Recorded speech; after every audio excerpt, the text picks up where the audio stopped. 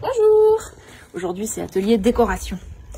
Je plante toutes les étiquettes. Donc là il y a les pommes de terre. On est d'accord que les pommes de terre, pour les récolter, j'attends qu'elles aient des fleurs. Et ensuite, une fois qu'elles commencent un petit peu à faner, c'est à ce moment-là que je peux les récolter. Est-ce que c'est bien ça? Dites-moi. Et puis je vais changer les tuteurs aussi, que j'aime pas. Il paraît que ça transmet les maladies, c'est du fer. Enfin c'est de l'alu, je sais pas. Et je vais les changer.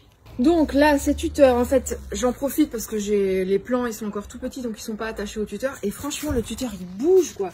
Dès que c'est, voilà, dès que ça tourne comme ça, parce que dès que ça grandit, c'est un peu lourd, quoi. Donc je change.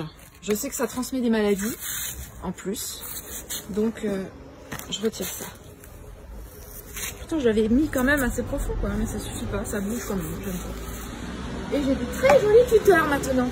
Alors c'est en plastique recyclable. Et c'est super pratique parce qu'en fait on met les attaches où on veut, à 10 cm de la plante, pour pas abîmer ses racines. Enfin là en même temps les racines elles sont petites. Hein. Et là ça tient. Vous voyez, dès que ça se tourne, le truc il est penché complet quoi. Je suis obligée de l'attacher avec des ficelles à l'arbre. Vous voyez le truc de l'année dernière. Voilà, j'enlève ces trucs là. Alors en plus il y a un truc qui est quand même assez spécial avec ces tuteurs.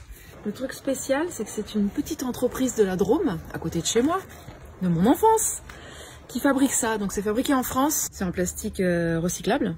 Donc j'aime bien. C'est un peu dur à envoyer au fond de la terre. Faut un marteau là.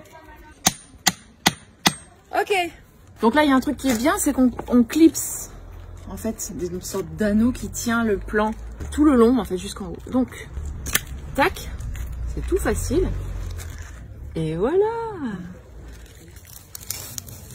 Voilà, alors je vous ai écouté hein, pour les œillets d'Inde, c'est pas mal, c'est joli, mais il me semble que je suis pas sûre que ce soit super efficace parce que je vois des traces de limaces dessus. J'ai toute la bave de limaces et puis j'ai un petit peu des pucerons, il me semble.